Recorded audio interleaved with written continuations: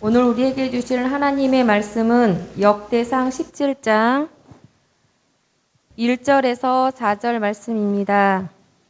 역대상 17장 1절에서 4절 봉독하겠습니다. 다윗이 그의 궁전에 거할 때에 다윗이 선지자 나단에게 이르되 나는 백향목 궁에 거하거늘 여호와의 언약궤는 회장 아래 있도다. 나단이 다윗에게 아뢰되 하나님이 왕과 함께 계시니 마음에 있는 바를 모두 행하소서. 그 밤에 하나님의 말씀이 나단에게 임하여 이르시되 가서 네 종 다윗에게 말하기를 여호와의 말씀이 너는 내가 거할 집을 건축하지 말라. 아멘. 오늘도 귀한 찬양과 그리고 말씀 봉독과 기도해 주셔서 감사드립니다. 우리 성도님들의 삶의 자리자리마다 하나님의 은혜와 사랑과 평강이 가득하시기를 주님의 이름으로 축복합니다. 우리는 어떤 일을 할 때 늘 그 일이 바르게 진행되기를 원합니다. 특별히 어떤 일을 계획하고 준비한 상황이라면 더더욱 그 일이 잘 진행되기를 소망합니다. 하지만 우리가 살아가는 우리의 삶 속에서는 그 일들이 자신이 원하는 대로 진행되지 않는 경우들이 많이 있습니다. 이럴 때 우리 성도님들은 어떤 모습을 보이십니까? 어떤 생각을 하시고 어떤 말을 하시고 그리고 어떤 행동을 하십니까? 특별히 믿음을 가지고 있는 사람들은 어떤 일을 하기 전에 하나님의 뜻을 구합니다. 그리고 기도한 후에 진행합니다. 뿐만 아니라 믿음의 사람에게 물어보기도 합니다. 그렇게 일을 진행했는데 그 일이 우리가 원하는 대로 되지 않았을 때 우리는 어떤 모습을 보이고 있습니까? 그리고 우리의 믿음을 어떻게 지키고 있습니까? 20대 시절이었습니다. 친한 친구 한 명이 있었습니다. 그 친구는 어린 시절에 이 폐가 좋지 않아서 군대를 면제받았던 친구입니다. UBF 기독교 동아리에서 열심히 성경 공부를 하고 기도했던 아주 신실한 친구입니다. 더 큰 비전을 위해서 대학원 시험을 준비를 했습니다. 기도하면서 준비했기 때문에 항상 하나님께서 힘 주시고 능력 주셔서 열심히 공부를 했습니다. 때마침 대학원 학과를 정할 때도 좋은 선배를 만나 확신을 가지고 이제 대학원 준비를 하였습니다. 모든 것이 하나님께서 인도하시는 것 같고 그리고 하나님이 그 문제를 해결해 주실 것만 같은 그런 상황이었습니다. 저도 의심의 여지 없이 그 친구가 대학원에 갈 수 있을 것이라고 믿고 기도했습니다. 또한 그 친구의 열심과 신실함을 옆에서 너무나 잘 알고 있기 때문에 대학원 진학을 통해서 더 큰 하나님의 일을 분명히 그 친구를 통해서 할 것이다 라는 확신이 있었습니다. 그런데 결과는 어떻게 되었을까요? 우리 성도님들이 생각하는 것처럼 대학원에 떨어졌습니다. 그때 그 친구가 힘들어하며 어려워했던 그 기억이 아직도 생생하게 남아 있습니다. 그 친구는 대학원에 떨어진 그 자체를 힘들어하지는 않았습니다. 그런데 그 친구가 힘들어했던 것은 왜 하나님이 예배 때마다 나에게 큰 비전을 주시는 그 믿음을 주셨냐라는 것입니다. 그리고 공부할 때마다 집중력을 주셔가지고 공부를 너무 잘할 수 있게 해주셨다는 사실입니다. 비전의 확신도 공부할 때 집중력도 없었더라면 결과를 순순히 받아들일 수 있었을 텐데 왜 이런 결과를 주셨냐라는 것이었습니다. 왜 하나님이 공부할 때 은혜를 주셔서 이렇게 낙심하게 만들었냐라는 것이 그 친구의 질문이었고 그 친구가 힘들어하는 부분이었습니다. 그리고 나서 그 친구의 신앙이 바닥을 치기 시작했습니다. 그리고 한동안 교회를 나오지 않았습니다. 이 이야기를 들으면서 성도님들은 어떤 생각이 들었습니까? 내가 원하는 일이 있는데 그 일이 하나님이 기뻐하실 일이고 믿음의 사람들의 동의를 얻고 준비를 했는데 그런데 그 일을 하나님이 허락하지 않는다면 우리 성도님들은 어떻게 하시겠습니까? 오늘 본문에도 비슷한 상황이 발생했습니다. 먼저 1절 말씀을 우리 같이 함께 읽어보겠습니다.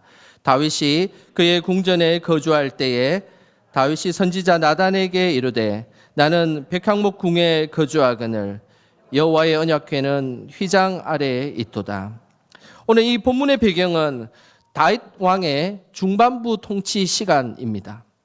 이 다윗 통치 중반부 시기는 내적으로는 이전에 사울 왕의 세력들을 다 물리치고, 그리고 외적으로는 이방의 여부수 족속과 블레셋 나라를 다 무찌른 후에 나라 안팎으로 안정과 평안을 누리던 시기였습니다. 그래서 오늘 본문과 동일한 본문인 사무엘하 7장 1절에 보면 지금의 시기를 이렇게 말씀하고 있습니다. 여호와께서 주위의 모든 원수를 무찌르사 왕으로 궁에 평안히 살게 하신 때에. 다윗은 늘 하나님이 동행해 주셨습니다. 그리고 이스라엘의 그 안팎의 모든 것을 하나님께서 물리쳐 주셨습니다. 그래서 다윗은 대내적으로 아주 평안한 가운데 살고 있었습니다. 그런데 이 평화의 시기에 다윗을 억누르는 그런 마음이 한 가지가 있었습니다. 그것은 두로왕 히람 왕이 백향목으로 지어진 최고의 왕궁에서 자신은 거주하고 있는데 하나님은 보잘것없는 천으로 되어 있는 성막에 계시고 있다는 사실이었습니다. 그것이 너무 다윗을 힘들게 하였습니다. 또한 그렇게 기다렸던 법궤가 예루살렘에 도착하게 되고 그 법궤를 중심으로 하나님의 성전을 짓고 싶은 그 마음이 다윗에게는 너무나 간절했습니다. 다윗은 늘 성전 중심의 사람이었습니다. 그리고 성전을 사랑하는 사람이었습니다. 시편 132편에 보면 다윗이 얼마나 성전을 사모하고 사랑했는지를 알 수 있습니다. 우리 화면을 보시면서 시편 132편 2절에서 5절까지 함께 읽어보겠습니다. 그가 여호와께 맹세하며 야곱의 전능자에게 소원하기를 내가 내 장막집에 들어가지 아니하며 내 침상에 오르지 아니하고 내 눈으로 잠들게 하지 아니하며 내 눈꺼풀로 졸게 하지 아니하기를 여호와의 처소 곧 야곱의 전능자의 성막을 발견하기까지 하리라 하였나이다. 다윗은 하나님의 성전을 짓지 않으면, 그리고 내가 하나님의 성전을 눈으로 보지 않으면 자신의 집에 들어가지 않겠다라고 결단하였습니다. 심지어 침대에 누워 있을 때도 이제 침대에 누워 있지 않을 거라고 결심하였습니다. 또한 하나님의 성전이 없으면 잠을 자지 않겠다라고 서원하였습니다. 자신의 일상을 포기해서라도 하나님의 성전과 함께하고 싶었던 사람, 그 사람이 다윗이었습니다. 이런 다윗이 평화와 안정의 시기에 하나님의 성전은 초라한 곳에 있는데 자신은 너무나 화려하고 좋은 곳에 생활하고 있다는 그 자체가 불편했던 것입니다. 하나님의 성전을 향한 이런 다윗의 마음은 참으로 귀한 마음이지 않습니까? 우리도 늘 하나님 중심, 교회 중심으로 신앙생활 하기를 소망합니다. 지금 평안하고 큰 어려움이 없으십니까? 그 평안을 주신 하나님을 기억하며 늘 주님의 몸된 교회를 위해 헌신하는 저와 여러분 되시기를 주님의 이름으로 축복합니다. 하나님을 향한 다윗의 마음을 잘 이해하고 있었던 한 사람이 있었습니다. 그 사람 바로 나단입니다. 나단은 다윗이 하나님과 동행하며 하나님과 함께하고 있는 사람임을 너무나 잘 알고 있었습니다. 그래서 2절에 이렇게 말씀하고 있습니다. 나단이 다윗에게 아뢰되 하나님이 왕과 함께 계시니 마음에 있는 바를 모두 행하소서. 다윗의 마음을 너무나 잘 알고 있었던 나단은 다윗이 성전 건축을 하고 싶어 한다는 사실을 잘 알고 있었습니다. 그래서 마음에 있는 바를 모두 행하소서라고 동의해 주었습니다. 다윗에게 나단은 너무나 중요하고 최고의 책사였습니다. 나단은 다윗에게 아부하고 좋은 말만 하는 그런 사람이 아니었습니다. 다윗이 충신 우리아를 죽이고 그의 아내 밧세바를 왕궁에 데려와 동침했을 때 다윗의 잘못을 한 채의 망설임 없이 이야기했던 사람, 그 사람이 바로 나단입니다. 근데 그 나단이 성전 건축을 해도 되겠다라고 함께 동의한 것입니다. 다윗은 더 이상 이제 주저할 것이 없습니다. 성전 건축을 위한 선한 동기와 주변에 확실한 지지가 있었기 때문에 성전 건축을 하는 것은 너무나 합당하지 않겠습니까? 하지만 선한 동기와 주변의 사람의 동의가 있을지라도 가장 중요한 허락이 하나 남아 있습니다. 그 허락이 무엇이겠습니까? 하나님의 허락입니다. 3절에 보면 하나님이 그 밤에 나단에게 나타나셨습니다. 그 밤에 하나님의 말씀이 나단에게 임하여 이르시되, 여기에서 이 그 밤은 다윗이 성전 건축에 대한 의사를 나단에게 밝힌 바로 그 밤이었습니다. 하나님은 그 날 밤에 나단에게 나타나셔서 나단에게 매우 중요한 말씀을 하셨습니다. 그 말씀이 4절에 있습니다. 우리 4절 말씀 같이 함께 읽어보겠습니다. 가서 내 종 다윗에게 말하기를 여호와의 말씀이 너는 내가 거할 집을 건축하지 말라. 나단에게 하신 하나님의 말씀은 성전 건축을 하지 말라라는 것이었습니다. 성전 건축은 다윗의 아들 솔로몬을 통해서 하게 될 것이다 라는 것이 하나님의 뜻이었습니다. 여러분 같으면 이런 상황이 벌어졌을 때 어떻게 반응했겠습니까? 아니, 하나님, 저를 위해 건축하는 것도 아니고 하나님 당신을 위해서 하는 것인데 왜 반대하십니까? 성전 건축할 자금도 지금 충분하고 나라도 평안한 가운데 있어서 지금이 최적기이지 않습니까? 심지어 당신의 종인 나단 선지자까지 동의했는데 왜 하나님 반대하십니까? 우리는 이렇게 반응할 수 있습니다. 그렇다면 성전 건축을 하지 말라고 했던 그 말을 들은 다윗은 어떻게 반응했을까요? 그 모습이 역대상 17장 16절에 나옵니다. 우리 화면을 보시면서 우리 16절 다 같이 함께 읽어보겠습니다. 다윗 왕이 여호와 앞에 들어가 앉아서 이르되 여호와 하나님이여 나는 누구이오니며 내 집은 무엇이기에 나에게 이에 이르게 하셨나이까.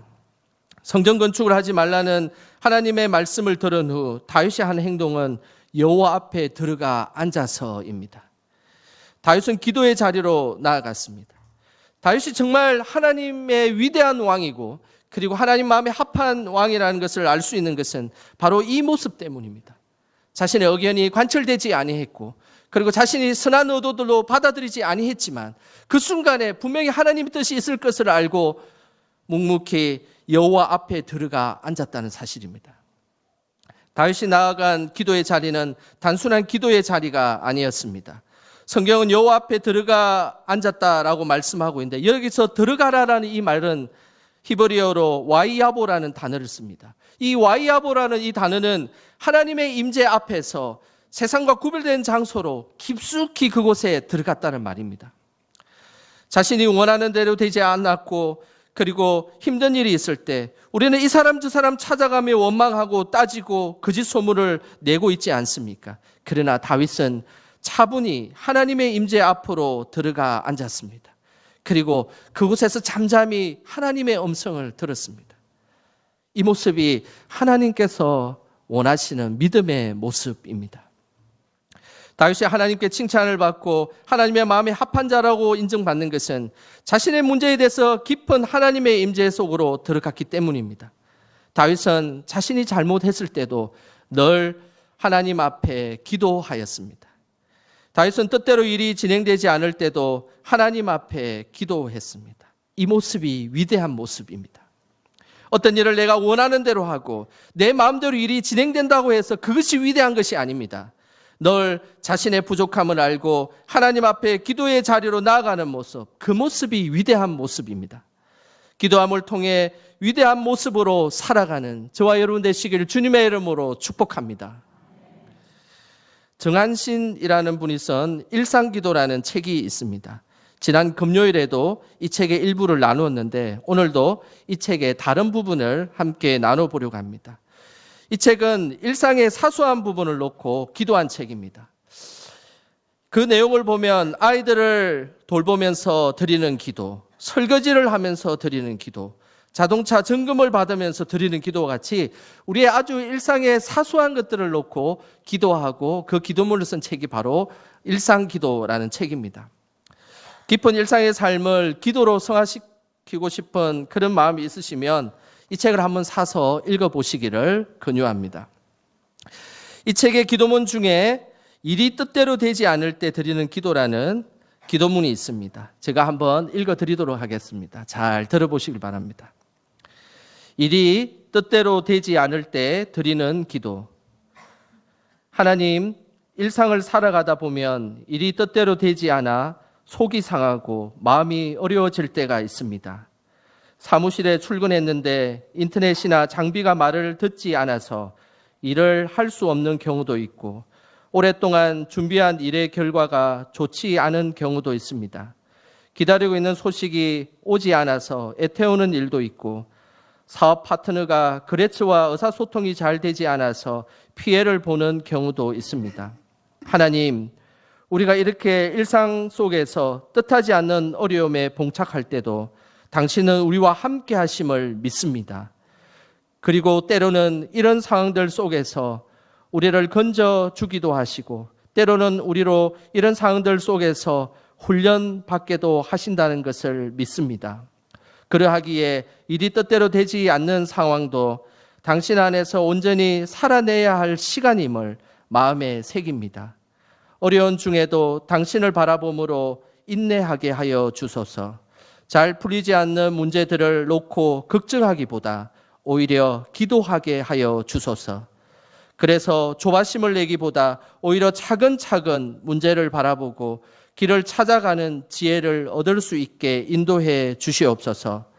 일이 뜻대로 되지 않는다고 해서 자신을 정죄하거나 다른 사람을 원망하지 않고 다만 자신과 상황을 돌아볼 수 있는 평안함을 허락해 주시옵소서. 주 예수 그리스도의 이름으로 기도드립니다. 아멘. 저는 오늘 이 기도가 우리 성도님들의 기도가 되시기를 소망합니다. 이 기도문 중에 저는 감동이 되는 부분이 있습니다. 그 부분은 일이 뜻대로 되지 않은 상황도 당신 안에서 온전히 살아내야 할 시간임을 마음에 새깁니다.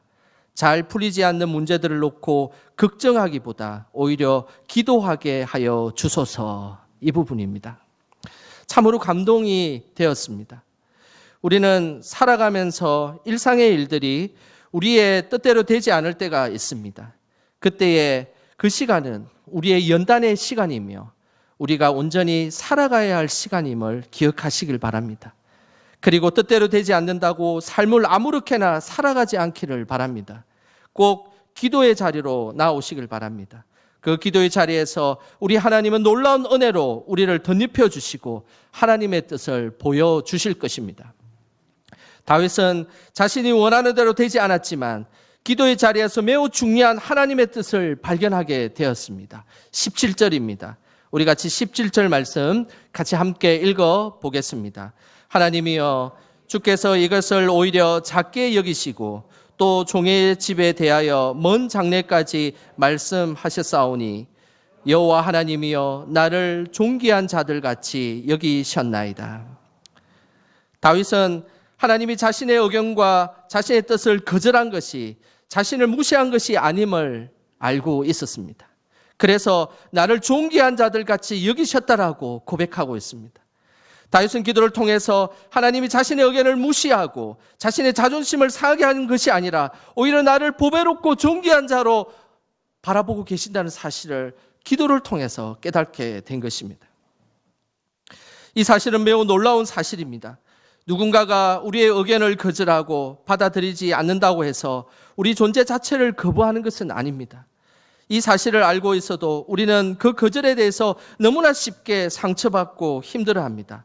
그렇지만 우리 하나님은 우리가 하나님의 뜻에 맞지 않는 생각을 할지라도 우리 존재 자체를 거부하거나 싫어하지 않으시는 분이 바로 우리의 하나님이십니다. 우리 하나님은 늘 우리를 존귀한 자로 세워주시고 그리고 귀중한 자로 세워주시며 보배로운 자로 우리를 바라봐 주시는 분이십니다. 다윗은 하나님이 자신을 존귀한 자로 여기고 계심을 구체적으로 하나님께서 주신 말씀이 있었습니다. 그 말씀이 바로 14절 말씀입니다. 우리 다 함께 14절 말씀 함께 읽어보겠습니다. 내가 영원히 그를 내 집과 내 나라에 세우리니 그의 왕위가 영원히 견고하리라 하셨다 하라. 하나님은 다윗에게 엄청난 축복을 주셨습니다. 그것은 바로 다윗의 집이 영원히 견고할 것이다 라는 축복입니다. 이 축복 매우 놀라운 축복입니다. 다윗이 처음에는 다윗 자신이 하나님의 집을 세울 것으로 계획하고 준비하였습니다. 하지만 반대로 하나님이 다윗의 집을 세우고 계셨습니다. 늘 우리는 우리가 하나님의 일을 한다라고 생각할 때가 많습니다. 그러나 그 일을 행하시는 분이 누구십니까? 바로 우리의 하나님이십니다. 하나님은 다윗에게 어떤 것을 바라지 않으셨습니다. 하나님은 너가 성전 건축을 해주면 내가 너를 축복해 줄 것이다. 이런 조건적인 사랑과 축복을 주시는 분이 아니십니다.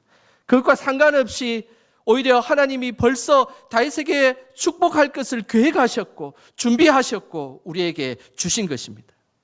다윗은 비록 자신이 원하는 대로 성전 건축을 하지는 못했지만 이 문제를 놓고 하나님께 기도하며 나아갔을 때 하나님은 다윗을 향한 더 큰 인생의 그림을 갖고 계신 것을 깨닫게 된 것입니다. 눈에 보이는 집을 넘어서 다윗이 죽고 난 이후에도 자자손손 다윗의 가문이 견고하게 될 것을 약속하셨습니다. 그리고 그 가문에서 메시아가 탄생할 것을 약속하셨습니다. 다윗의 현재의 삶을 넘어서서 하나님은 수백 년, 수천 년의 계획을 가지고 다윗에게 다가가신 것입니다. 그 놀라운 축복은 누가복음 1장 31절에서 33절에 그 말씀이 이루어지게 됩니다. 우리 화면을 보시면서 누가복음 1장 31절에서 33절 말씀 함께 읽어보겠습니다. 보라, 내가 잉태하여 아들을 낳으리니 그 이름을 예수라 하라. 그가 큰 자가 되고 지극히 높으신 이의 아들이라 일컬어질 것이요 주 하나님께서 그 조상 다윗의 왕위를 그에게 주시리니 영원히 야곱의 집을 왕으로 다스리실 것이며 그 나라가 무궁하리라. 하나님은 다윗의 왕위가 자자손손 이어지고 그 이어져서 예수 그리스도까지 이어지면서 그 하나님께서 세우신 나라는 영원 무궁하리라라고 약속하셨습니다. 우리는 우리의 인생을 기껏 볼 수 있는 것은 눈앞에 보는 것, 그거밖에 보지 못합니다. 하지만 하나님은 더 큰 계획을 갖고 계시고 그리고 우리가 한 수 두 수 그것을 본다면 하나님은 백수 천수를 보시면서 우리의 인생을 좌지우지하시고 우리에게 축복을 주시는 분, 그분이 우리의 하나님이십니다. 늘 큰 그림을 가지고 우리의 인생을 인도하시는 그 하나님과 동행하시길 바랍니다. 저는 우리 영광교회가 성전 건축을 할 때 많은 일들이 있었다는 것을 들었습니다. 그리고 많은 분들을 통해서 그 성전 건축 시점에 있었던 이야기들을 들었습니다. 그 이야기를 들을 때마다 감동이 되고 계속 반복해서 들을 때마다 감사의 마음이 있었습니다. 지금의 새 성전을 건축하기 전에 우리 교회가 수년간 기도한 것이 있었습니다. 그것은 바로 우리 교회 앞에 있는 건물을 매입하는 것이었습니다. 여러분들도 교회 오시면서 이 건물을 자주 보시지 않습니까? 2011년에 갑자기 교회 앞 건물이 급매로 나왔습니다. 무려 10억이나 낮은 가격으로 나왔습니다. 그래서 교회에서 이 건물을 매입하기로 결정하고 계약까지 체결하였습니다. 그때까지는 10억이나 낮은 가격으로 나온 이 건물이어서 이 건물을 주신 것이 하나님의 뜻이라고 다들 생각을 했습니다. 하지만 생각대로 되지 않았습니다. 소유권 이전을 하려고 할 때 주인이 이중으로 매매 계약서를 작성한 것이었습니다. 그리고 우리 교회에 이 건물을 팔지 않고 다른 사람에게 이 건물을 팔았습니다. 얼마나 황당했겠습니까? 그 순간에 우리에게 손해가 되는 것처럼 느껴졌을 것입니다. 하지만 하나님의 계획은 따로 있었습니다. 이 일이 있고 나서 바로 2년 뒤에 우리 교회가 지금의 이 새 성전을 건축하게 되었습니다. 그때 모두가 알게 된 사실이 있습니다. 만약에 그때에 앞 건물을 매입했다면 재정적으로 힘들어서 지금의 이 성전을 건축하지 못했을 것이다 라는 사실입니다. 결국 지금의 이 더 좋은 성전을 주시려고 하나님이 급하게 막으신 것입니다. 성전 건축 당시 또 다른 일도 있었습니다. 우리 교회가 건축할 무렵 또 기도하고 있었던 집이 두 채가 있었습니다. 그것은 바로 우리 교회 뒤편에 있는 두 채의 건물이었습니다. 장로님들이 찾아가서 이 집을 구하기 위해서 주인들에게 설득을 했습니다. 하지만 그것은 이루어지지 않았습니다. 이 건물을 구입해야 일조권의 문제와 민원 문제, 그리고 주차장 문제가 해결될 수 있었기 때문입니다. 그래서 우리 교회 입장에서는 이 두 집을 구입하는 것 너무나 필요한 것이고 그 집뿐만 아니라 그 땅이 너무나 필요했었습니다. 하지만 끝내 하나님이 허락해 주시지 아니하셨습니다. 그 이유는 성전 공사를 하면서 알게 되었습니다. 성전 공사를 해서 땅을 이렇게 팠는데 그 두 집 밑에 잘 깨어지지 않는 큰 바위가 그 밑에 버티고 있었던 것입니다. 만약 그 두 집을 샀으며 그리고 그 집을 필요한 구입과 함께 그 비용과 함께 땅을 파는 비용이 추가되었다면 10억이 넘는 많은 비용이 추가로 들었을 것입니다. 무리하게 집 구입을 하고 공사를 강행했다면 성전 건축에 큰 무리가 있을 뻔하였습니다. 그래서 하나님이 그 집을 사지 못하도록 막아주셨습니다. 우리는 우리의 생각으로 기도하고 그 일이 합당한 일이라고 생각하면 우리는 항상 하나님을 찾지 않을 때가 많습니다. 하나님은 분명히 우리에게 더 좋은 것을 주시기를 원하시고 그리고 우리가 그 일을 할 때 때로는 막으시는 분이 우리의 하나님이십니다. 그 순간은 아쉽고 손해보는 것 같지만 우리를 영혼까지 인도하시고 선한 길로 인도하시는 그 하나님만을 바라보시길 바랍니다. 서론에서 이야기한 대학원에 떨어진 그 친구는 지금 어떻게 되었는지 갑자기 궁금하시죠? 제가 알려드리겠습니다. 그 친구는 다시 하나님께서 신앙을 회복시켜 주셨습니다. 그리고 나서 하나님께서 처음 가려고 했던 대학원보다 더 좋은 포항공대 대학원으로 진학하게 되었습니다. 그 후에 또 길이 열려서 미국 유학을 갔다 왔습니다. 지금은 전북대학교 생명공학부 교수로 재직하고 있습니다. 그 친구에게 더 큰 비전을 보여주시고 예배 때마다 은혜를 주시고 공부할 때마다 집중력을 주셨던 하나님은 더 좋은 곳으로 인도하실 계획을 갖고 계셨던 것입니다. 우리는 당장 우리가 원하는 일이 이루어지지 않을지라도 낙심하거나 자존심 상해하지 않으시길 바랍니다. 그 일이 하나님이 원하시는 일이라면 하나님은 분명 우리가 생각지도 못할 더 좋은 계획으로 우리를 인도하실 것입니다. 이 모든 영적 비밀을 깨달았던 다윗은 하나님께 이런 고백을 하였습니다. 역대상 17장 26절 27절입니다. 우리 다 같이 함께 26절 27절 읽어보겠습니다. 여호와여 오직 주는 하나님이시라. 주께서 이 좋은 것으로 주의 종에게 허락하시고 이제 주께서 종의 왕조에 복을 주사 주 앞에 영원히 두시기를 기뻐하시나이다. 여호와여 주께서 복을 주셨사오니 이 복을 영원히 누리리이다 하니라. 더 좋은 것을 주시길 원하시는 그 하나님의 복을 영원히 누리는 저와 여러분 되시길 주님의 이름으로 축원합니다. 기도하겠습니다. 하나님 아버지, 말씀을 통해서 다시금 우리를 향하신 하나님의 놀라운 계획이 있음을 깨닫게 해주셔서 감사드립니다. 하지만 우리는 당장에 우리가 원하는 것이 이루어지지 않으면 실망하고 낙심하는 저희들입니다. 이런 저희들을 용서하여 주시고 늘 우리를 좋은 곳으로 인도해 주시는 하나님만 믿고 의지하게 하여 주시옵소서. 믿음 안에서 우리 개인과 가정을 견고하게 영원히 세워주시고 하나님이 주시는 축복을 영원히 누리는 저희들이 되게 하여 주시옵소서. 예수님의 이름으로 기도드립니다. 아멘.